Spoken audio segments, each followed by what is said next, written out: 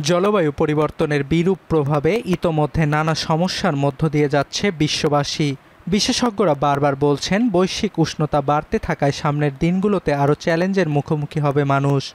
এ কারণে জীবাশ্ম জ্বালানির পরিবর্তে নবায়নযোগ্য জ্বালানি ব্যবহারে বিভিন্ন দেশকে আহ্বান জানাচ্ছেন তারা। কিন্তু এত কিছুর পরও অনেক প্রতিষ্ঠান এখনও চালিয়ে যাচ্ছে জীবাশ্ম জ্বালানি পুড়িয়ে শক্তি উৎপাদন, যার ব্যতিক্রম নয় ব্রাজিলের দক্ষিণাঞ্চলীয় খনি শহর ক্যান্ডিওটার একটি বিদ্যুৎ উৎপাদনকারী প্ল্যান্ট। এই সপ্তাহে ব্রাজিলের প্রেসিডেন্ট লুলা দা সিলভা বিভিন্ন দেশে কয়লা খনিগুলো পুনরায় চালুর জন্য ইউক্রেন যুদ্ধকে দায়ী করেন। কিন্তু তার দেশেরই প্রভাবশালী একটি ব্যবসায়িক গ্রুপ আম্বার ক্যান্ডিওটা প্ল্যান্টের টারবাইনগুলোকে সচল রাখতে লক্ষ লক্ষ অর্থ বিনিয়োগ করেছে। তবে পরিবেশগত ঝুঁকি থাকলেও প্ল্যান্টটিতে কাজ করা শ্রমিকদের জীবিকা ও জাতীয় অর্থনীতিতে এর অবদানের কথা মূল্যায়ন করে এটিকে সচল রাখার পক্ষে অনেকে। Ela é extremamente importante porque ela é uma usina muito barata. Então, em termos de operação do sistema, ela reduz o custo para dar segurança energética.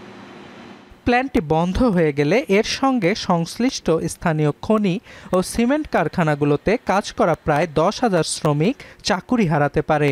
তাই এটি সচল রাখার পক্ষে অনেক শ্রমিক নেতারাও। Todas as pessoas têm vínculo muito grande com a usina.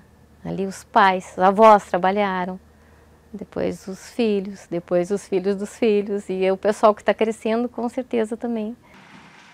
গত বছর Brazil সরকারের সঙ্গে ক্যান্ডিওটা প্ল্যান্টের চুক্তির মেয়াদ শেষ হয়েছে।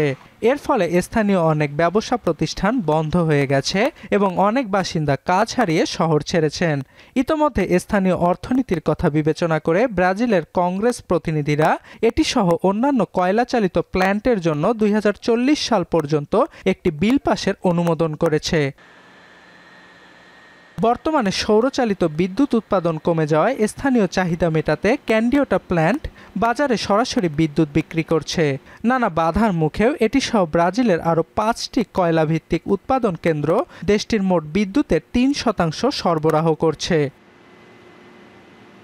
অর্ণব প্রসাদ, এখন বিশ্ব।